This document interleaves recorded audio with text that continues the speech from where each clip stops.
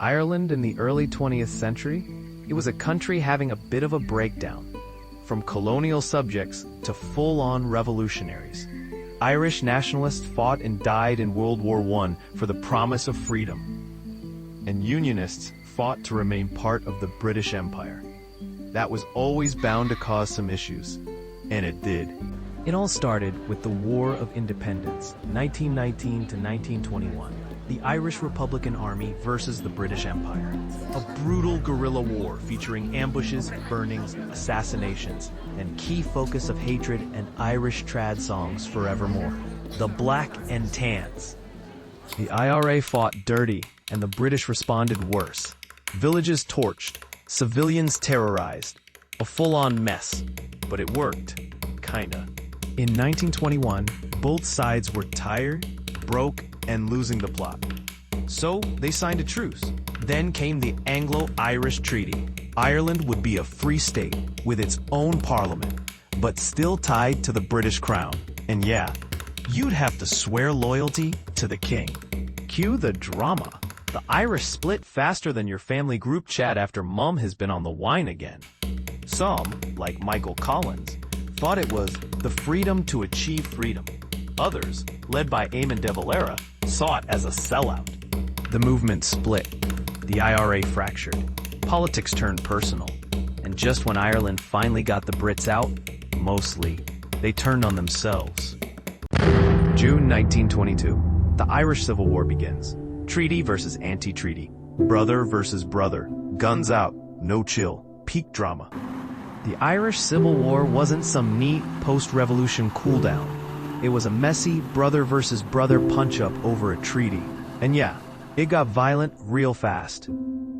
The treaty bros versus the anti-treaty gang. Or in simpler terms, we got some independence versus not enough. Burn it down.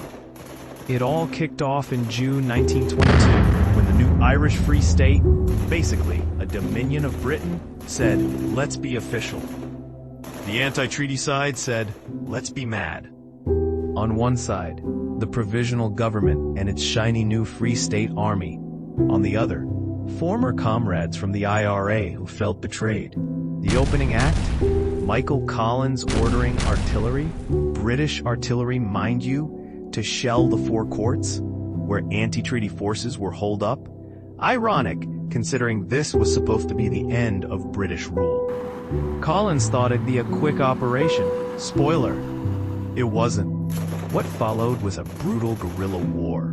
Trains bombed, executions, ambushes. The whole island became one long panic attack.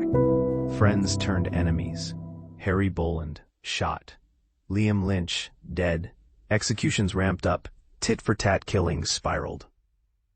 The Free State executed 77 prisoners. 77. A vibe so dark it could be a Cillian Murphy monologue. Civilians caught in the crossfire, towns burned, families torn apart. Nothing civil about this war. Then came the plot twist. Collins, the guy holding the Free State together with charisma and duct tape, ambushed and killed in August 1922. National heartbreak. Literal icon down. Some say if Collins had lived, Ireland might have healed faster. But we'll never know. De Valera, the anti-treaty leader, kinda just watched it all crumble.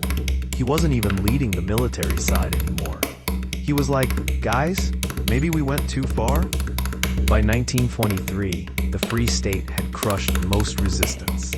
The anti-treaty forces were scattered, exhausted, and honestly just vibing in the worst way. In May 1923, they called a ceasefire. No peace deal, no handshake. Just a sad, tired, fine, whatever. The cost? Devastating. Thousands dead. A new country born in trauma. Families split for generations. And the bitterness didn't just vanish, it morphed into politics. The two sides, they became the two main parties. Fianna Fáil and Fine Gael. That awkward tension? Still kind of a thing. So yeah, the Irish Civil War didn't end in victory. It ended in exhaustion, grief, and one of the most cursed new country smell moments in modern history.